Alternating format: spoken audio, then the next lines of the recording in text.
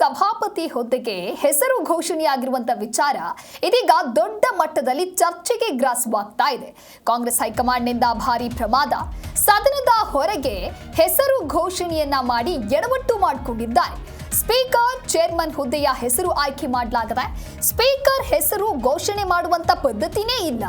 ಆದ್ರೆ ಇಲ್ಲಿ ಘೋಷಣೆಯನ್ನ ಮಾಡಲಾಗಿದೆ. ಸದನದಲ್ಲೇ ಹೆಸರನ್ನ ಶಿಫಾರಸು ಮಾಡಬೇಕು ಅನ್ನುವಂತ ನಿಯಮ ಇದೆ. ಶಾಸಕರ ಅವಿಶ್ವಾಸ ಪಡೆದು ಆಯ್ಕೆಯನ್ನ ಮಾಡಬೇಕಾಗತ್ತೆ. ಇಂಥದ್ದೇ ಆಗಿರುವಂತಹ ಒಂದು ಪ್ರೊಸೀಜರ್ ಅನ್ನೋದು ಇರುತ್ತೆ. ಆ ಒಂದು ಪ್ರೊಸೆಸ್ ಅನ್ನ ಫಾಲೋ ಮಾಡಬೇಕಾಗತ್ತೆ. ಆದ್ರೆ ಏಕಾಏಕಿ ಸದನದ ಹೊರಗೆ ಹೆಸರು ಘೋಷಣೆಯನ್ನ ಮಾಡಿ ಇದೀಗ ಎಡವಟ್ಟು ಮಾಡಿದಂತಾಗತ್ತೆ. ಸ್ಪೀಕರ್ ಪೀಠಕ್ಕೆ ಅಗೌರವ ತೋರಿದಂತಾಗತ್ತೆ. ಅದಕ್ಕೂ ಮುನ್ನ 10ಕ್ಕೂ ಶಾಸಕರು ಅಥವಾ ಸದಸ್ಯರು ಸಹಿ ಮಾಡಿ ಅವಿಶ್ವಾಸ ನಿರ್ಣಯದ ಒಂದು ಸೂಚನೆಯನ್ನ ನೀಡಬೇಕಾಗತ್ತೆ. ಆ ಬಳಿಕ ಸದನದಲ್ಲಿ ಸ್ಪೀಕರ್ ಅಥವಾ ಚೇರ್ಮನ್ ಸದನದಲ್ಲಿ ವಂದನೆಯನ್ನ ಸಲ್ಲಿಸಿ ಮಾತನಾಡಬೇಕು. ಏಕಾಏಕಿ ಸದನದ ಹೊರಗೆ ಹೆಸರು ಘೋಷಣೆ ಮಾಡೋದು ಪೀಠಕ್ಕೆ ಅಗೌರವ ತೋರಿದಂತಾಗತ್ತೆ. ಪರಿಷತ್ ನಿಯಮ 165ರ ಪ್ರಕಾರ ಸದನದ ಹೊರಗೆ ಹೆಸರು ಘೋಷಿಸುವುದೇ ಸರಿಯಲ್ಲ.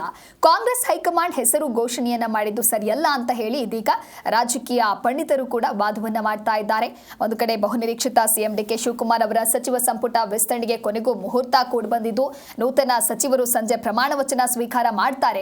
ಇವರ ಜೊತೆಗೆ ವಿಧಾನಸಭೆಯ ನೂತನ ಸ್ಪೀಕರ್, ಡೆಪ್ಯೂಟಿ ಸ್ಪೀಕರ್ ಹಾಗೆ ವಿಧಾನ ಪರಿಷತ್ ಸಭಾಪತಿ ಮತ್ತು ಉಪಸಭಾಪತಿಗಳ ಹೆಸರನ್ನ ಕೂಡ ಎಐಸಿಸಿ ಫೈನಲ್ ಮಾಡಿದೆ.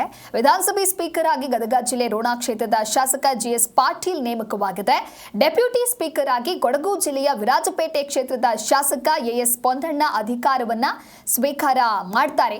ಹಿಂದಿನ ಸಿಎಂ ಸಿದ್ದರಾಮಯ್ಯ ಅವರ ಅವಧಿಯಲ್ಲಿ ಸ್ಪೀಕರ್ ಆಗಿದ್ದಂತ ಯುಟಿ ಖಾದರ್ ಅದಾಗಲೇ ಸ್ಥಾನಕ್ಕೆ ರಾಜೀನಾಮೆಯನ್ನು ನೀಡಿದ್ದು ಮುಖ್ಯಮಂತ್ರಿ ಡಿಕೆ ಶಿವಕುಮಾರ್ ಅವರ ಸಚಿವ ಸಂಪುಟದಲ್ಲಿ ಆರೋಗ್ಯ ಸಚಿವರಾಗಿ ಅವರು ಕಾರ್ಯವನ್ನು ನಿರ್ವಹಿಸ್ತಾ ಇದ್ದಾರೆ. ಡೆಪ್ಯೂಟಿ ಸ್ಪೀಕರ್ ಆಗಿದ್ದಂತ ರುದ್ರಪ್ಪ ಲಮಾಣಿ ಕೂಡ ಇವತ್ತು ಸಚಿವರಾಗಿ ಪ್ರಮಾಣ ವಚನವನ್ನು ಸ್ವೀಕರಿಸ್ತಾ ಇರುವಂತಹ ಹಿನ್ನೆಲೆಯಲ್ಲಿ ತಮ್ಮ ಹಾಲಿ ಸ್ಥಾನಕ್ಕೆ ರಾಜೀನಾಮೆಯನ್ನ ನೀಡೋದಕ್ಕೆ ಸೂಚಿಸಿರುವುದಾಗಿಯೂ ಕೂಡ ತಿಳಿಸಿದ್ದಾರೆ. ಇನ್ನು ಪರಿಷತ್ ಸಭಾಪತಿಯಾಗಿ ಹೊರಹಟ್ಟಿ ಅವರು ಕಾರ್ಯನಿರ್ವಹಿಸ್ತಾ ಇದ್ದಾರೆ. ಇನ್ನು ನೂತನ ಸಚಿವರ ಪಟ್ಟಿ ಇನ್ನೊಂದು ಕಡೆ ಬಿಡುಗಡೆ ಆಗಿದೆ.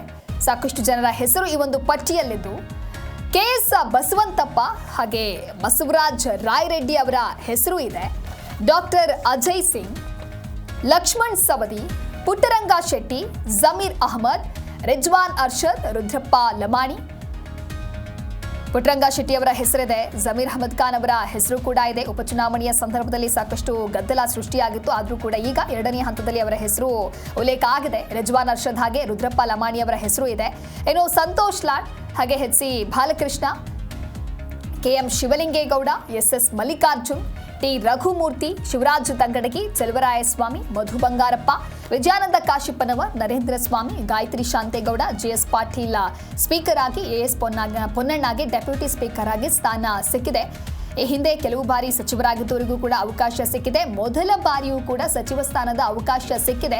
ಈ ಹಿಂದೆ ಸಿಕ್ಕಿದವರು ಮುಂದೆ ಯಾವ ರೀತಿಯಾಗಿ ಕಾರ್ಯವೈಖರಿಯನ್ನ ಮಾಡ್ಕೊಂಡು ಹೋಗ್ತಾರೆ ನೋಡಬೇಕಾಗತ್ತೆ. ಅಥವಾ ಮೊದಲನೆಯ ಸಂದರ್ಭದಲ್ಲಿ ಸಿಕ್ಕಿರುವಂತಹ ಸಚಿವ ಸ್ಥಾನ ಅವರು ಯಾವ ರೀತಿಯಾಗಿ ಆ ಒಂದು ಪ್ರೊಸೆಸ್ ಅನ್ನ ಯುಟಿಲೈಸ್ ಮಾಡ್ಕೊಳ್ತಾರೆ, ಹೇಗೆ ಕೆಲಸವನ್ನ ಮಾಡ್ತಾರೆ ಎಲ್ಲವನ್ನ ಕೂಡ ಕಾದು ನೋಡಬೇಕಾಗತ್ತೆ. ನೂತನ ಸಚಿವರ ಪಟ್ಟಿ ಬಿಡುಗಡೆಯಾಗಿದೆ. ಆ ಒಂದು ಪಟ್ಟಿಯಲ್ಲಿ ಯಾರೆಲ್ಲ ಹೆಸರು ಇದೆ, ಯಾರೆಲ್ಲ ಹೆಸರು ಉಲ್ಲೇಖ ಆಗಿದೆ ಅವರಿಗೆ ಡಿಕೆ ಶಿವಕುಮಾರ್ ಅವರು ಈಗ ಪರ್ಸನಲಿ ಕಾಲ್ ಮಾಡಿ ಅವರಿಗೆ ಪ್ರಮಾಣ ವಚನ ಸ್ವೀಕಾರ ಕಾರ್ಯಕ್ರಮಕ್ಕೆ ಆಹ್ವಾನವನ್ನು ಕೂಡ ಮಾಡ್ತಾ ಇದ್ದಾರೆ. ದೂರವಾಣಿಯ ಕರೆಯನ್ನ ಮಾಡಿ ಆಹ್ವಾನಿಸ್ತಾ ಇದ್ದಾರೆ. ಇನ್ನೊಂದು ಕಡೆ ಸ್ಪೀಕರ್ ಸಭಾಪತಿ ಹುದ್ದೆಗೆ ಹೆಸರು ಘೋಷಣೆಯ ವಿಚಾರ ಕೂಡ ದೊಡ್ಡ ಮಟ್ಟದಲ್ಲಿ ಚರ್ಚೆಗೆ ಕಾರಣ ಆಗ್ತಾ ಇದೆ.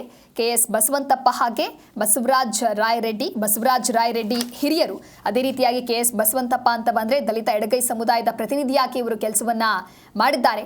ಹಾಗೆ ಡಾಕ್ಟರ್ ಅಜಯ್ ಸಿಂಗ್ ಹಾಗೆ ಲಕ್ಷ್ಮಣ್ ಸವದಿ ಅವರ ಹೆಸರು ಕೂಡ ಇದೆ.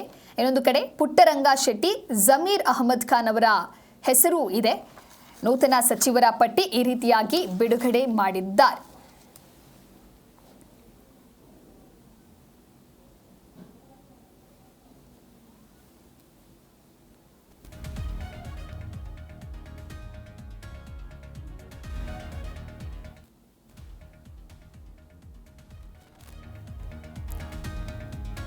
ಒಟ್ಟಾರೆಯಾಗಿ ಇದೀಗ ಇಷ್ಟು ದಿನಗಳ ಕಾಲ ಸಂಪುಟ ವಿಸ್ತರಣೆಯ ಸಂಬಂಧಪಟ್ಟಂತೆ ಯಾವ ರೀತಿಯಾದಂತಹ ಜಟಾಪಟಿಗಳು ನಡೀತಾ ಇತ್ತು. ಇನ್ನೊಂದು ಕಡೆ ಶಾಸಕರು ದೆಹಲಿಗೆ ಹೋಗಿ ಲಾಭಿಯನ್ನು ನಡೆಸುವಂತ ಪ್ರಯತ್ನವನ್ನು ಮಾಡ್ತಾ ಇದ್ರು. ಆದರೆ ಅದೆಲ್ಲದಕ್ಕೂ ಕೂಡ ತೆರೆ ಬಿದ್ದಿದೆ.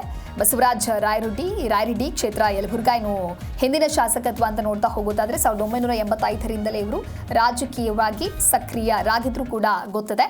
ಇನ್ನು ಈ ವಿಚಾರಕ್ಕೆ ಸಂಬಂಧಪಟ್ಟಂತೆ ಮತ್ತಷ್ಟು ಮಾಹಿತಿಯನ್ನ ನೀಡ್ತಾರೆ ನಮ್ಮ ಪ್ರತಿನಿಧಿ ಜನಾರ್ದನ್ ಹೆಬ್ಬಾರ್ ದೂರವಾಣಿ ಸಂಪರ್ಕದಲ್ಲಿ.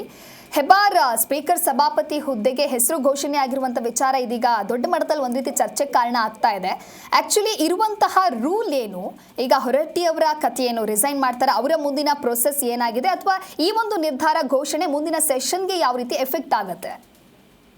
ದಿವ್ಯಾ, ಸಾಮಾನ್ಯವಾಗಿ ಸಭಾಪತಿ ಅಥವಾ ವಿಧಾನಸಭೆ ಅಧ್ಯಕ್ಷ ಇಬ್ಬರನ್ನ ಆಯ್ಕೆ ಮಾಡೋದು ಆಯಾ ಪಕ್ಷದ ಪ್ರಮುಖರೇ ಅಲ್ಲಿನ ಸಂಖ್ಯಾಬಲದ ಆಧಾರದ ಮೇಲೆ, ಪರಿಷತ್ನಲ್ಲಿ ಸಂಖ್ಯಾಬಲ ಏನಿದೆ ಅನ್ನೋದ್ರ ಮೇಲೆ ತೀರ್ಮಾನ ಆಗುತ್ತೆ.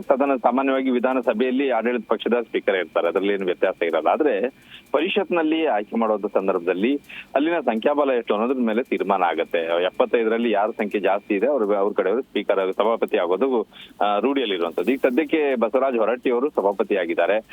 ಯಾವುದೇ ಕಾರಣಕ್ಕೂ ಸಹಿತ ಒಂದು ನಿಯಮದ ಪ್ರಕಾರ ಸಭಾಪತಿ ಆಗ್ಲಿ ಅಥವಾ ಸಭಾಧ್ಯಕ್ಷರನ್ನಾಗ್ಲಿ ಇಬ್ಬರನ್ನೂ ಸಹಿತ ಸದನದ ಹೊರಗಡೆ ಇರುವವರು ನಿರ್ಣಯ ಮಾಡ್ಲಿಕ್ಕೆ ಸಾಧ್ಯ ಇಲ್ಲ. ಅದು ಯಾವುದೇ ಪಕ್ಷದ ಹೈಕಮಾಂಡ್ ಇದ್ರು ಸಹಿತ ಅಲ್ಲಿ ಘೋಷಣೆ ಮಾಡೋದು ಅಥವಾ ಅಲ್ಲಿ ತೀರ್ಮಾನ ಮಾಡ್ಲಿಕ್ಕೆ ಸೂಕ್ತ ಅಲ್ಲ, ಅದು ಸಂವಿಧಾನ ವಿರೋಧಿ ಅಂತ ಕರೆಸ್ಕೊಳತ್ತೆ. ಇವತ್ತು ಕಾಂಗ್ರೆಸ್ ಪಕ್ಷ ಸಚಿವರ ಪಟ್ಟಿಯನ್ನ ಅನೌನ್ಸ್ ಮಾಡೋದ್ರ ಜೊತೆಯಲ್ಲಿ ಈ 2 ಸ್ಥಾನಗಳಿಗೆ, 4 ಸ್ಥಾನಗಳಿಗೆ ಕೂಡ ಹೆಸರನ್ನ ಘೋಷಣೆ ಮಾಡಿದೆ. ಸಭಾಧ್ಯಕ್ಷ ಮತ್ತು ಉಪಸಭಾಧ್ಯಕ್ಷ, ಸಭಾಪತಿ ಮತ್ತು ಉಪಸಭಾಪತಿ, 4 ಹೆಸರನ್ನು ಕೂಡ ಘೋಷಣೆ ಮಾಡಿದೆ. ನಿಯಮದ ಪ್ರಕಾರ ಇದು ಮಾಡೋದು ಸರಿಯಲ್ಲ, ಇದು ನಿಯಮದ ವಿರುದ್ಧ ಆಗತ್ತೆ. ಸದನದ ಒಳಗಡೆಯಲ್ಲಿ 10ಕ್ಕೂ ಹೆಚ್ಚು ಜನ ಶಾಸಕರು ಒಂದು ಸೈನ್ ಮಾಡಿ ನಾವು ನಿಮ್ಮ ವಿರುದ್ಧ ಅವಿಶ್ವಾಸ ನಿರ್ಣಯವನ್ನು ತರ್ತಾ ಇದ್ದೀವಿ ಅಂತ ಒಂದು ಸೂಚನೆಯನ್ನ ಕೊಡ್ಬೇಕಾಗತ್ತೆ ಸಭಾಪತಿ ಸ್ಥಾನದಲ್ಲಿ ಇದ್ದವರಿಗೆ. ಒಂದ್ ವೇಳೆ ಸಭೆಯಲ್ಲಾದ್ರೂ, ವಿಧಾನಸಭೆಯಲ್ಲಾದ್ರೂ ಸಹಿತ ಅದೇ ನಿಯಮ ಇರುತ್ತೆ. ಆದ್ರೆ ಯಾವುದೇ ಸ್ಪೀಕರ್ ಇಲ್ಲದೆ ಇದ್ದಂತ ಪಕ್ಷದಲ್ಲಿ ಹೊಸ ಸರ್ಕಾರ ಬಂದಂತ ಸಂದರ್ಭ ಆದ್ರೆ ರಾಜ್ಯಪಾಲರು ಅದನ್ನ ಪ್ರೋಟಾಮ್ ಸ್ಪೀಕರ್ ಅಂತೇಳಿ ಹಂಗಾಮಿ ಸ್ಪೀಕರ್ ಆಗಿ ಒಬ್ಬರನ್ನ ನೇಮಕ ಮಾಡ್ತಾರೆ, ಹಿರಿಯರನ್ನ. ಆದ್ರೆ ಇಲ್ಲಿ ಹಾಗಿಲ್ಲ, ಮಧ್ಯಂತರ ಆಗಿರುವಂತ ಕಾರಣಕ್ಕಾಗಿ ಸದನದ ಒಳಗಡೆ ಇದ್ರ ಬಗ್ಗೆ ಪ್ರಸ್ತಾವನೆ ಆಗ್ಬೇಕು. ಯಾರೋ ಒಬ್ಬರು ಶಾಸಕರು ಅಥವಾ ವಿಧಾನ ಪರಿಷತ್ ಸದಸ್ಯರು ಹೆಸರನ್ನ ಶಿಫಾರಸು ಮಾಡಬೇಕು, ಅದಕ್ಕೆ ಇನ್ನೊಬ್ರು ಅನುಮೋದನೆಯನ್ನ ಮಾಡಬೇಕು. ಆ ನಂತರದಲ್ಲಿ ಸಭಾಪತಿ ಸ್ಥಾನದಲ್ಲಿ ಹಾಲಿ ಯಾರು ಇರ್ತಾರೆ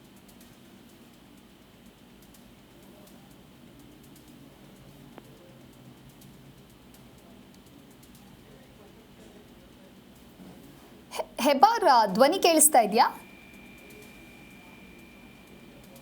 ಓಕೆ, ಸಂಪರ್ಕ ಸಾಧ್ಯವಾಗ್ತಾ ಇಲ್ಲ. ನಮ್ಮ ಪ್ರತಿನಿಧಿ ಜನಾರ್ದನ್ ಹೆಬ್ಬಾರ್ ಕೂಡ ಈ ರೀತಿಯಾಗಿ ಮಾಹಿತಿಯನ್ನ ನೀಡ್ತಾ ಇದ್ರು. ಅಂದ್ರೆ ಸ್ಪೀಕರ್ ಸಭಾಪತಿ ಹುದ್ದೆಗೆ ಹೆಸರು ಘೋಷಣೆ ಆಗಿರುವಂತಹ ವಿಚಾರಕ್ಕೆ ಸಂಬಂಧಪಟ್ಟಂತೆ ನಿಯಮ ಯಾವ ರೀತಿಯಾಗಿ ಹೇಳುತ್ತೆ ಅಂತ. ಈ ರೀತಿಯಾದಂತಹ ಘೋಷಣೆಯನ್ನ ಸದನದ ಹೊರಗೇನೆ ಮಾಡುವಂತಿಲ್ಲ, ಆದ್ರೆ ಇಲ್ಲಿ ಮಾಡಿರೋದ್ರಿಂದಾಗಿ ಇದು ದೊಡ್ಡ ಮಟ್ಟದಲ್ಲಿ ಚರ್ಚೆಗೆ ಕಾರಣ ಆಗ್ತಾ ಇದೆ ಅಂತ ಹೇಳಿ ಶಾಸಕರ ಅವಿಶ್ವಾಸವನ್ನ ಪಡೆದು ಅಲ್ಲಿ ಸೆಲೆಕ್ಷನ್ ಪ್ರೊಸೆಸ್ ಅಂತ ಇರುತ್ತೆ, ಆ ರೀತಿಯಾಗಿ ಸೆಲೆಕ್ಟ್ ಮಾಡಬೇಕಾಗತ್ತೆ. ಅಂದ್ರೆ 10ಕ್ಕೂ ಶಾಸಕರು ಅಥವಾ ಸದಸ್ಯರು ಒಂದು ಸೈನ್ ಮಾಡಬೇಕಾಗತ್ತೆ, ನಂತರ ಅವಿಶ್ವಾಸ ನಿರ್ಣಯದ ಸೂಚನೆಯನ್ನ ಕೂಡ ಬೇಕಾಗತ್ತೆ. ಆ ಬಳಿಕ ಸದನದಲ್ಲಿ ಸ್ಪೀಕರ್ ಆಗಿರ್ಬೋದು ಅಥವಾ ಚೇರ್ಮನ್ ಸದನದಲ್ಲಿ ವಂದನೆಯನ್ನ ಸಲ್ಲಿಸಿ ಮಾತನಾಡಬೇಕಾಗತ್ತೆ. ಈ ರೀತಿಯಾದಂತಹ ಒಂದು ಪ್ರೊಸೀಜರ್ ಇದೆ.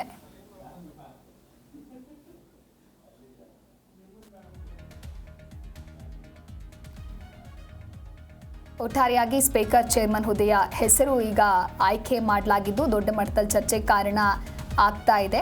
ಹೊರಟ್ಟಿ ಹಾಗೆ ಸಲೀಂ ಅಹಮದ್ ಆಯ್ಕೆಯ ವಿಚಾರವಾಗಿ ಆಯ್ಕೆ ಆಗಿದೆ ಅನ್ನುವಂತಹ ಮಾಹಿತಿ ಕೂಡ ಇದೆ. ಶಾಸಕರ ಅವಿಶ್ವಾಸವನ್ನ ಪಡೆದು ಆಯ್ಕೆ ಮಾಡಬೇಕಾಗತ್ತೆ. ಈ ರೀತಿಯಾದ ಕೆಲವೊಂದಿಷ್ಟು ಪ್ರೊಸೀಜರ್ ಇದೆ, ಆದರೆ ರೂಲನ್ನು ವೈಲೇಟ್ ಮಾಡಿದ್ದಾರೆ ಅಂತ ಹೇಳಿ ಇನ್ನೊಂದು ಕಡೆ ಚರ್ಚೆಗೆ ಈ ವಿಚಾರ ಗ್ರಾಸವಾಗ್ತಾ ಇದೆ.